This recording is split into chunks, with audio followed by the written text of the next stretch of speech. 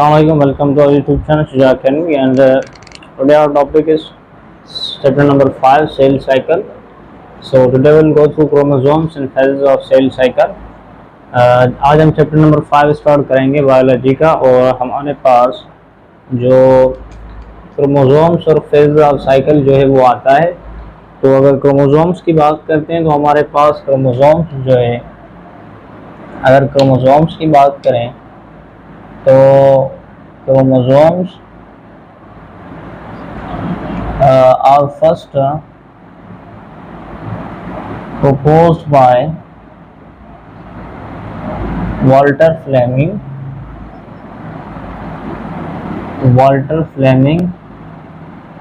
Walter Fleming हमारे पास एक एम्ब्रियोलॉजिस्ट था जिसने हमारे पास क्रोमोसोम्स को फर्स्ट प्रपोज किया था इन 1882 में। और हमारे पास इसने जो है वो सैलमैंडर लार्वाई में हमारे पास क्रोमोसोम्स को जो है वो देखा था 1882 में। ठीक है, परकिंस एंड लाइन जो है हमारे पास वैक्सीन में परकिंस एंड लाइन। तो हमारे पास क्रोमोसोम्स वाल्टर फ्लेमिंग ने 1882 में सैलमैंडर लार्वाई परकिन एंड लाइन में हमारे पास इसने देखा था। उसके बाद क्रोमोसोम्स जो है वो एक्चुअली जो है उसका जो नेम है वो मिसनोमर है, क्योंकि क्रोमोसोम्स का मतलब होता है कलर्ड बॉडी, लेकिन हमारे पास जो क्रोमोसोम्स हैं वो हमारे पास नो कलर, क्रोमोसोम्स में कोई भी कलर नहीं होता। There is no any colour of chromosome. तो हमारे पास क्रोमोसोम्स का मीनिंग जो है या क्रोमोसोम का मतलब कलर्ड बॉडी होता है, लेकिन ये नेम मिसनोमर है क्योंकि इसकी जो हमारे पास क्रोमोसोम का कलर होता है वो हमारे पास कलर ही नहीं होता, नो एनी कलर। ठीक है, तो उसके बाद अगर हम क्रोमोसोम्स की बात करते हैं तो हमारे पास क्रोमोसोम्स बेसिकली जो है वो हमारे पास डीएनए से बने होते हैं एंड प्रोटीन से।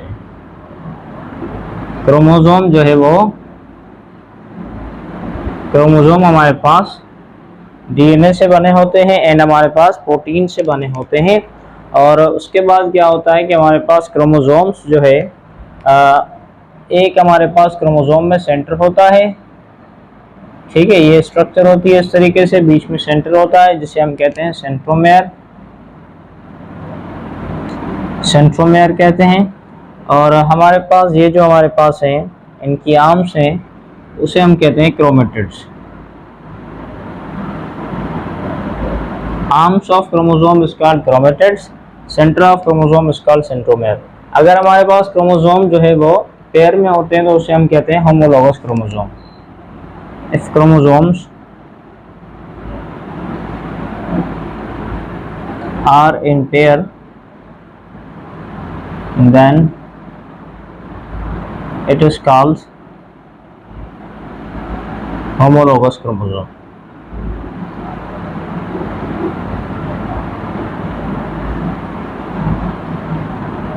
ठीक है, तो क्रोमोसोम अगर पेयर में हो तो उसको हम होमोलॉगस क्रोमोसोम कहते हैं, सेंटर को सेंट्रोमेयर कहते हैं, आर्म्स को क्रोमेटिड्स कहते हैं। ठीक है, तो अगर हम बात करें क्रोमोसोम्स जो है उसको सेंट्रोमेयर की पोजीशन के जो है अकॉर्डिंग उसको टाइप्स में डिवाइड किया गया है, 4 टाइप्स में डिवाइड किया गया है सेंट्रोमेयर की पोजीशन के अकॉर्डिंग।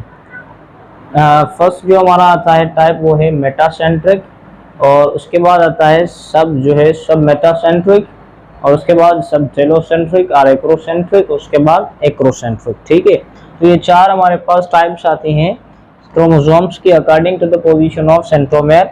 तो चलिए टाइप्स की बात करते हैं हम।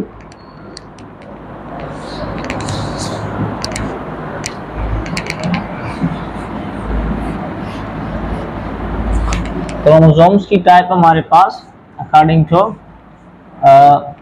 Position of centromere. Position of centromere अगर हम बात करते हैं तो हमारे पास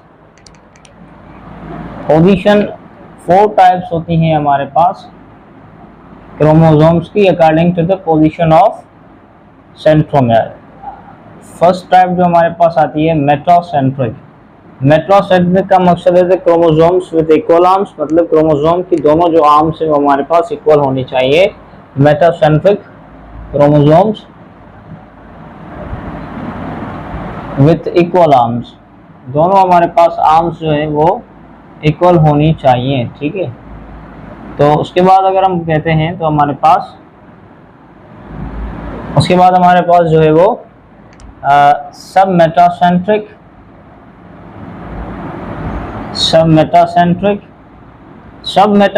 का मकसद है कि क्रोमोसोम विथ अनइक्वल आर्म्स, मतलब उनकी जो आर्म्स है वो अनइक्वल हो।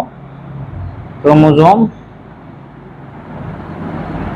विथ अनइक्वल आर्म है, ठीक है। ये हमारे पास अनइक्वल आर्म्स हो गई। उसके बाद हमारा आता है तीसरा जो हमारा टाइप है वो होता है सब टेलोसेंट्रिक और एक्रोसेंट्रिक। उसका मकसद है कि रोड लाइक स्ट्रक्चर होती है, क्रोमोसोम्स जो है वो हमारे वन आर्म होती है वो वेरी लॉन्ग होती है, दूसरी आर्म वेरी शॉर्ट होती है। तो अगर हम बात करें तो हमारे पास ये जो है सब टेलोसेंट्रिक या एक्रोसेंट्रिक की हमारे पास स्ट्रक्चर हो जाती है, एक आर्म वेरी लॉन्ग दूसरी arm very short.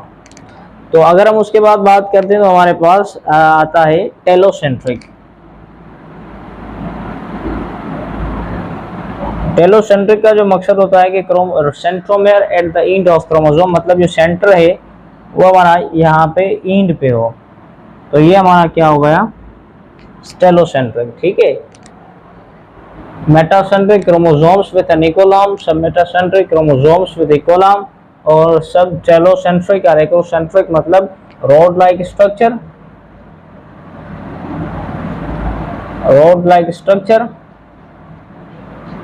one arm very long, one arm very long,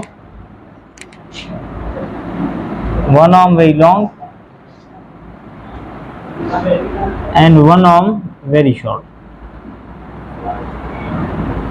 telocentric का मकसद है कि हमारे पास centromere at the end of chromosome,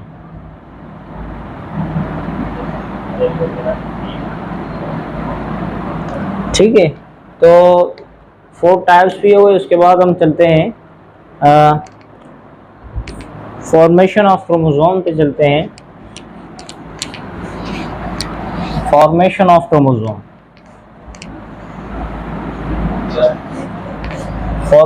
chromosome की अगर हम बात करते हैं तो हमारे पास जो क्रोमोसोम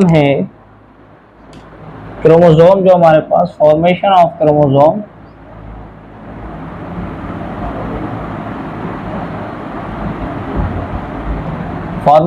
क्रोमोसोम की अगर बात करते हैं तो हमारे पास chromosomes during the cell division बनते हैं, ठीक है। हमारे पास क्रोमोसोम हमारे पास प्रोफेज में हमारे पास बनते हैं, लेकिन अगर हम बात करते हैं तो हमारे पास कैसे बनते हैं। हमारे पास फर्स्ट ऑफ ऑल न्यूक्लियस में होता है chromatin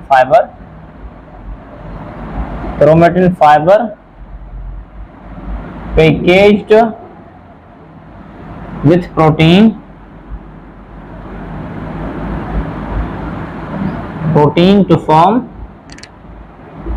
to form chromatin network.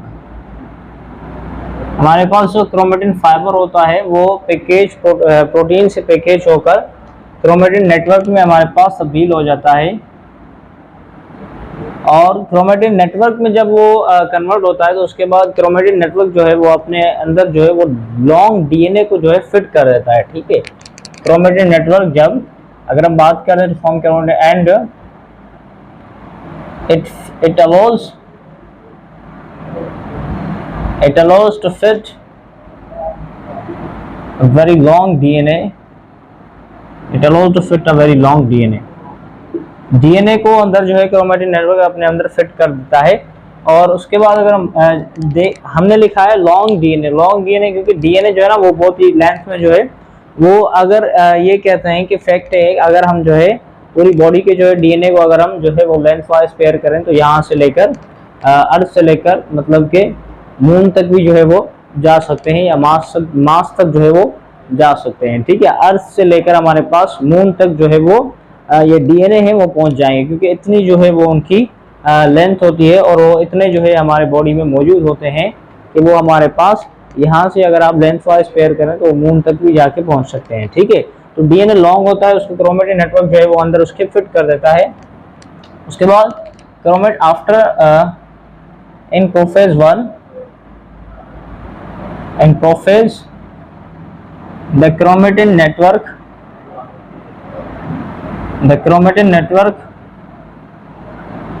condense to form chromosome। हमारे पास क्रोमेटिन नेटवर्क जब कंडेंस होता है प्रोफेज 1 में तो हमारे पास क्रोमोसोम बनता है। क्रोमेटिन नेटवर्क जो है क्रोमेटिन फाइबर से क्रोमेटिन नेटवर्क बनता है, वो डीएनए को अलाउ करता है कि वो अंदर जो है इसके फिट हो जाए। उसके बाद प्रोफेज में हमारे पास क्रोमेटिन नेटवर्क क्रोमोसोम में तब्दील हो जाता है। ठीक है, तो क्रोमोसोम हमारा यहाँ पे कंप्लीट होता है। उसके बाद हम चलेंगे फेजेस ऑफ सेल साइकिल पर। फेजेस ऑफ सेल साइकिल की बात करते हैं तो हमारे पास एक्चुअली 2 फेज होते हैं। Phases of cell cycle, phases of cell cycle अगर हम बात करें तो हमारे पास सेल साइकिल को डिवाइड किया जाता है। हमारे पास फेजेस ऑफ सेल साइकिल को डिवाइड किया जाता है इंटरफेज, एम फेज। 2 फेजेस होते हैं सेल साइकिल के, इंटरफेज और एम फेज। एम फेज को हम जो है माइटोटिक फेज भी कहते हैं, माइटोटिक फेज भी कहते हैं। इंटरफेज हमारा होता है लॉन्गेस्ट फेज, 90% टाइम इसमें कंज्यूम होता है। ये हमारा होता है 10% टाइम इसमें कंज्यूम होता है। ठीक है, स्मॉलेस्ट हमारा जो है फेज होता है। और उसके बाद इंटरफेज में हमारे पास ये है हमारे पास नॉन डिवीजन फेज है। इसमें हमारे पास इसमें कोई भी जो है हमारे पास डिवीजन नहीं होती। और एम फेज हमारा डिवीजन फेज होता है, इसमें हमारी सेल डिवीजन होती है, इसमें डिवीजन नहीं होती। ठीक है, और इंटरफेज को हमारे पास फर्दर जो है वो डिवाइड किया जाता है 3 फेजेस में। इंटरफेज को हमारे पास फर्दर 3 फेजेस में हमारे पास डिवाइड किया जाता है। एक होता है हमारा G1 फेज, दूसरा होता है हमारा S फेज, तीसरा होता है हमारा G2 फेज।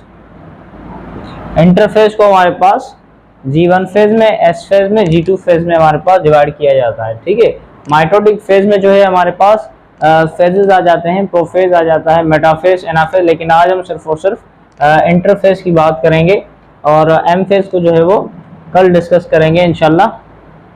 तो अगर हम जो है इंटरफेज की बात करते हैं, G1 फेज, S फेज और G2 फेज की बात करते हैं तो हमारे पास